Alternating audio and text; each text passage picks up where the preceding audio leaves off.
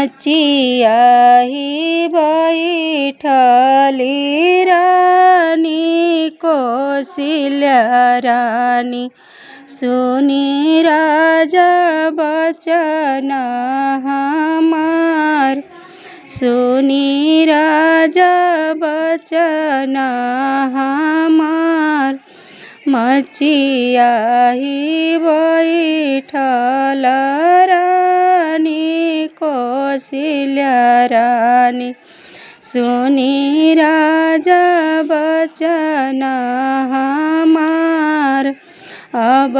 हिनले झंखू राजा राम जनमवा हो अब झंखू राम बिया अब झंखू राम बिया अब हिले झंखू राजा राम जनमवा हो अब झंखू राम बिया काहे के झंखू रानी राम बिया हवा हो जनक जी के कन्या कुंवर जनक जी के कन्या कुंवर राजा जनक घर सीता कुंवारी हो हमारा राम कुंवर हमारा राम कुंवर दोनों के तिलक चढ़ब मोरी रानी हो काहे के झंखू राम बिया काहे के झंखू राम बिया के मोरे राम के पगिया सवारी है हो के हो साजेला बरियात के हो साजेला बरियात के मोरे राम के मौरी बेसही है हो हाँ सात चली है बरत हाँ सात चली है बरत भैया भरत जी हो पगिया सवारेले लक्ष्मण साजेले बरत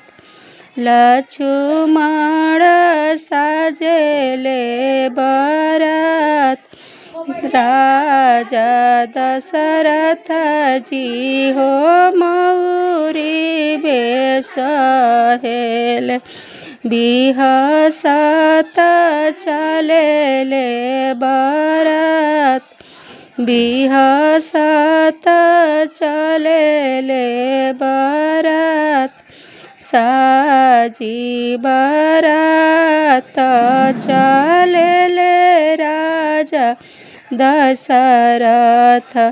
दाएं रे बाएं बोले काक दाएं रे बाएं बोले काक लक्ष्मण भैया तू